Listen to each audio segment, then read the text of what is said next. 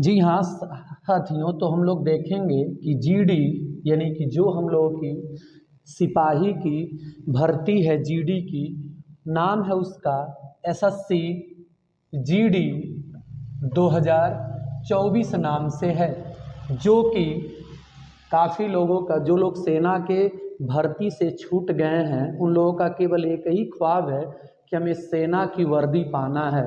और उस वर्दी को देने का केवल एक ही उपाय है, अब जो है कि एसएससी जीडी के थ्रू। तो हम लोग देखेंगे इसमें रेगुलर बेस पर मैथ की क्लासेस, जो कि आपको जीडी के मैथ के हिसाब से काफ़ी इम्पॉर्टेंट टॉपिक है। जैसे आप सबको मालूम है कि संख्या पद्धति क्या चीज़ है डियर मेरे, संख्या पद्धति, जो कि काफ़ी इम्पॉर्टेंट है। फिर से सेकेंड इसमें पूछा जाता है LCM and HCF, LCM and HCF, ठीक है। फिर उसके बाद हम लोग सीखेंगे, इसके बाद यानी कि तीसरे नंबर का टॉपिक जो है कि प्रतिशत सीखा जाएगा, यानी कि प्रतिशत सीखेंगे। फिर नंबर 4 पे हम लोग सीखेंगे लाभ और हानि, लाभ और हानि सीखा जाएगा। फिर नंबर 5 पर हम लोग सीखा जाएगा अनुपात, अनुपात, समानुपात, समानुपात, ठीक है। फिर हम लोग सीखा जाएगा नंबर 6 पर, फिर हम लोग सीखा जाएगा नंबर 6 पर क्या चीज़, औसत, क्या चीज़ सीखा जाएगा, औसत। फिर नंबर 7 पर हम लोग सीखा जाएगा साझा, यानी कि पार्टनरशिप। फिर नंबर 8 पर हम लोग सीखा जाएगा एलिगेशन, उसे कहते हैं मिश्रण, ठीक है ना डियर। फिर हम लोग आएंगे नंबर 9 टॉपिक पर। नंबर 9 टॉपिक पर हम लोग सीखा जाएगा ब्याज। ब्याज में क्या क्या हम लोगों को सीखना है, साधारण ब्याज, साधारण ब्याज। फिर हम लोगों को सीखना है, सेकंड इसका पार्ट होता है चक्रवृद्धि ब्याज, चक्रवृद्धि ब्याज जो कि काफ़ी इम्पॉर्टेंट है।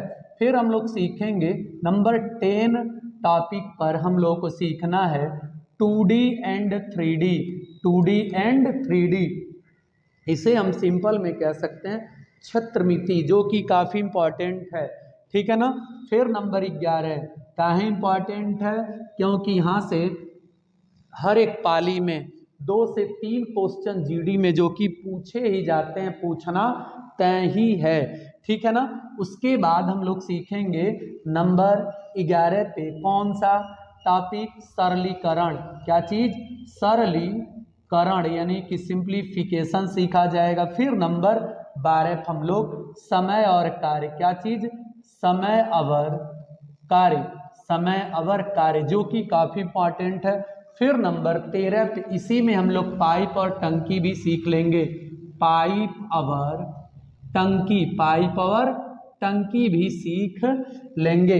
फिर नंबर 13 वाले हम लोग देखा जाएगा समय, समय दूरी चाल, समय दूरी चाल, समय दूरी चाल। फिर से नंबर 14 पे हम लोग क्या चीज़, पाई चार्ट, यानी कि पाई चार्ट से तो ज़्यादा क्वेश्चन देखने को मिले है नहीं जो कि, लेकिन फिर भी हम लोग पाई चार्ट को ज़रूर सीखा जाएगा, ठीक है ना। क्योंकि भाई एग्ज़ाम का दौर है, कुछ भी पूछा जा सकता है, जो कि काफ़ी इम्पॉर्टेंट हो जाता है। इसके हिसाब से पाई चार्ट हम लोग सीखा जाएगा, यानी कि पाई चार्ट, ठीक है ना। तो हम लोग देखते हैं अब इसके हिसाब से हम लोग चालू करते हैं आज सबसे पहला चैप्टर संख्या पद्धति, जो कि क्या हो सकता है, यदि इसमें से कोई भी टॉपिक छूट गया हो तो अब ये नहीं कि छूट ही जाएगा, जैसे ही वो याद आएगा उसको भी शामिल करके नए सिरे से कोई भी टॉपिक छोड़ा नहीं जाएगा, जो कि A to Z साथ में लेकर के हम चलेंगे। तो हम लोग स्टार्ट करते हैं इसका सबसे पहला चैप्टर, जिसका नाम रहेगा संख्या पद्धति, जो कि काफ़ी इम्पॉर्टेंट है। तो हम लोग इसको स्टार्ट करते हैं, ठीक है। तो आप सबको मालूम है कि जैसे संख्या पद्धति जो है, संख्या पद्धति में हम लोग स्टार्ट करते हैं आगे दशमिक संख्या से। दशमिक संख्या क्या होती है? दशमिक संख्या क्या होती है? आप सबको मालूम होता है दशमिक संख्या का मीनिंग होता है 0 से लेकर के 9 तक, क्योंकि यही हमारे मेन या मुख्य अरबिक नंबर होते हैं, जैसे 0, 1, 2, 3, 4, 5, 6, 7, 8 और 9। और यहीं से सारी जो भी संख्याएं हैं, जैसे सम संख्या हो गई, सम संख्या, फिर सेकंड होती है क्या होती है? विषम संख्या, ठीक है। फिर होती है तीसरा अभाज्य संख्या, अभाज्य संख्या। फिर हम लोग सीखेंगे भाज्य, भाज्य संख्या, भाज्य। फिर हम लोग आएंगे नंबर 5 पर, जैसे परिमेय संख्या, परिमेय संख्या। फिर हम लोग सीखेंगे नंबर 6 को परफेक्ट संख्या, परफेक्ट संख्या, संख्या। और भी हम लोग सीखने की कोशिश की जाएगी। तो आगे हम लोग जानते हैं क्या होती है सम संख्या के बारे में, ठीक है ना। तो आप सबको मालूम है कि जो संख्या 2 से पूर्णतः क्या होनी चाहिए? विभाजित होनी चाहिए, वो क्या होती है? सम होती हैं। यदि कोई संख्या है उसके पीछे यदि 0 है, 2 है, 4 है, 6 है, 8 है, तो वो क्या होगी? सम संख्या मानी जाती है। यदि कोई भी संख्या के पीछे मान लीजिए यदि 0 है, या तो 2 है, या तो 4 है, या तो 8 है, तो उसे हम क्या कहते हैं? उसे हम सम संख्या के नाम से जानते हैं। काफी इंपॉर्टेंट। और वो संख्या 2 से 0 से 2 से 4 से 6 से और 8 से पूर्णतः विभाजित भी होती है, यानी कि वो 2 से क्या होती है? उसमें भाग जाएगा यदि उनके पीछे इन पांचों में से कोई नंबर है तो इससे हम जान सकते हैं वो क्या है? मेरी सम संख्या है, ठीक है ना। तो हम इसके बाद आते हैं नंबर 2 पर, इसे कहते हैं अब विषम संख्या। क्या कहते हैं? विषम संख्या, ठीक है ना। तो हम लोग यहाँ से देखते हैं, ठीक है। तो हम लोग यहाँ से स्टार्ट करेंगे। यदि कोई कह दे क्या होती है विषम संख्या, तो हम लोग ये कहेंगे कि जो संख्या 2 से पूर्णतः न कटे, जो संख्या 2 से पूर्णतः न कटे, वो क्या होती है? विषम संख्या होती है। और ये संख्या 1 से स्टार्ट होती है, जैसे 1, 3, 5, 7, 9, 11। विषम में क्या क्या होती, इतना आपको ध्यान रखना होगा कि विषम संख्या, संख्या धन, अभाज्य संख्या, अभाज्य संख्या, अभाज्य संख्या, दोनों को हम क्या कहते हैं? विषम संख्या कहते हैं, ठीक है ना। यानी कि एक शब्द में हम जान सकते हैं कि सभी अभाज्य संख्या, सभी अभाज्य संख्या विषम संख्या हो सकती है, विषम संख्या हो सकती है, विषम संख्या हो सकती है। यानी कि हम उसे कहते हैं अभाज्य या प्राइम नंबर, जो अपने आप से कटे और 1 से कटे, वही क्या होता है? अभाज्य संख्या होता है। तो हम इसके बाद यही सीखेंगे अभाज्य संख्या, लेकिन थोड़ा सा इसके बारे में और जानते हैं। तो जैसे कि आपने जाना है कि सभी अभाज्य संख्या क्या होती हैं? विषम संख्या। तो ऐसे ही सभी विषम संख्या, विषम संख्या कभी भी अभाज्य संख्या, अभाज्य संख्या, संख्या क्या चीज? नहीं होगी, नहीं होगी। क्योंकि आप सबको मालूम है कि 9 क्या है? विषम तो है लेकिन अभाज्य नहीं है, क्योंकि उसमें 3 से भाग जाएगा। लेकिन जो अभाज्य का केस होता है वो ये कहता है कि केवल उसमें एक से और स्वयं से, केवल उसमें एक से और स्वयं से ही भाग जाएगा, अन्यथा और किसी दूसरे नंबर से उसमें कोई भाग जाता ही नहीं है। तो हम लोग अब सीखेंगे अभाज्य संख्या।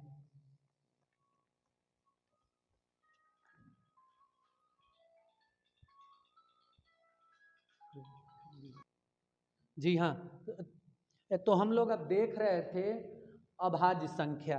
तो ये क्या होती है कि जो संख्या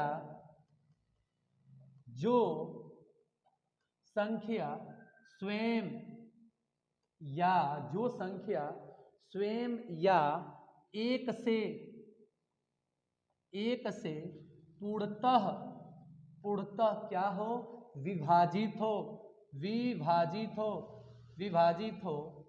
हो उसे क्या कहते हैं, उसे अभाज्य संख्या कहते हैं। उसे क्या कहते हैं डियर, उसे अभाज्य संख्या कहते हैं। तो आप सबको मालूम है कि सबसे छोटी अभाज्य संख्या, सबसे छोटी अभाज्य संख्या, सबसे छोटी अभाज्य संख्या क्या है, 2 है। और इसे हम ये भी कह सकते हैं कि सबसे छोटी सम अभाज्य भी है, सम अभाज्य भी है।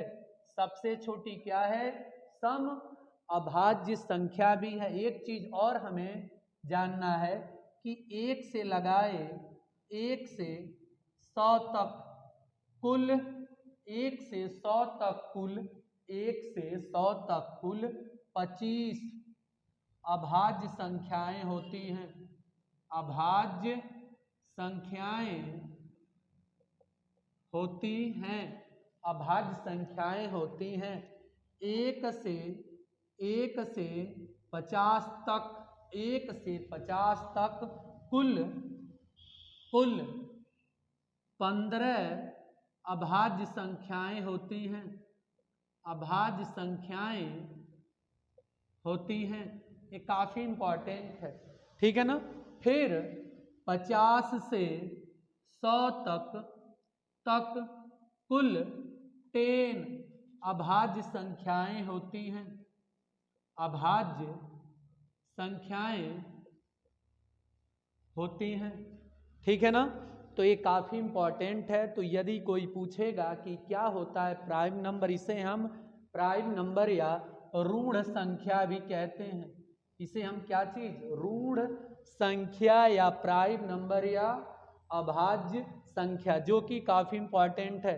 यदि कोई पूछता है कि क्या प्राइम नंबर है, तो हम ये कहेंगे कि जो संख्या स्वयं या 1 से पूरी तरह से भाग जाए, 1 या स्वयं से पूरी तरह से भाग जाए, उसे हम क्या कहेंगे, अभाज्य संख्या कहते हैं।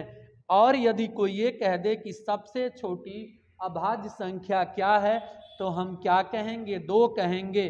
और कोई ये कह दे कि सबसे छोटी सम अभाज्य संख्या क्या है, तो भी क्या है, 2 है। और ये काफी इंपॉर्टेंट है। 1 से लगाए 100 तक कुल कितनी अभाज्य संख्याएं होती हैं, तो कैट होती हैं, टोटल 25 होती हैं। और कोई कह दे कि 1 से 50 तक कुल अभाज्य संख्याएं कैट होती हैं, तो क्या कहेंगे, 15 होती हैं। और कोई कह दे कि 50 से लगाए 100 तक कुल कि इतनी अभाज्य संख्याएं होती हैं, तो क्या कहेंगे, 10 होती हैं। इसके बाद हम लोग अब सीखते हैं सेकंड वाला टॉपिक।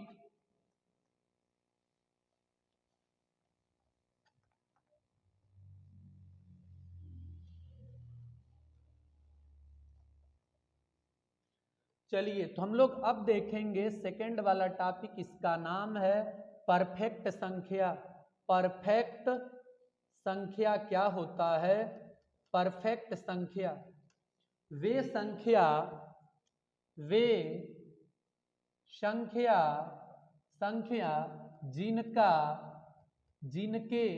जिनके गुणनखंड का गुणनखंड का वे संख्या जो अपने, ऐसे लिखेंगे हम इसको कि जो अपने गुणनखंड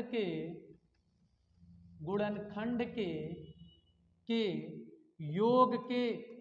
योग के क्या हो, बराबर हो, उसे क्या कहते हैं, उसे परफेक्ट संख्या कहते हैं। उसे क्या कहते हैं, परफेक्ट संख्या कहते हैं। उसे क्या कहते हैं डियर, उसे कहते हैं परफेक्ट संख्या।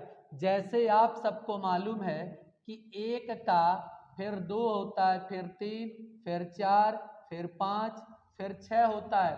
तो आप सबको मालूम है 1 का फैक्टर 1 होता है, तो 1 1 2 हो जाएगा। फिर से 2 का होता है, 2 गुणे 1 होता है, तो 2 और 1 क्या हो जाएगा, 3 हो जाएगा। 3 का क्या होता है, 3 गुणे 1 इसका क्या होता है, फैक्टर होता है ना। तो इसको जोड़ेंगे तो क्या हो जाएगा, 4, जो कि क्या हो रहा है, अभी ये परफेक्ट संख्या नहीं है। देखेंगे 4 का, तो इसका क्या हो जाएगा, 1 गुणा 2 गुणा 2, ये भी 5 हो जाएगा। फिर इसका देखेंगे 1 गुणा 5, तो ये क्या हो जाएगा, ये 6 हो जाएगा। फिर इसका देखेंगे 1 गुणा 2 गुणा 3, तो इसका देखेंगे 3 2 5 और 1 6। तो हम जान गए सबसे छोटी परफेक्ट संख्या क्या है डियर मेरे, 6 है। तो सबसे छोटी परफेक्ट संख्या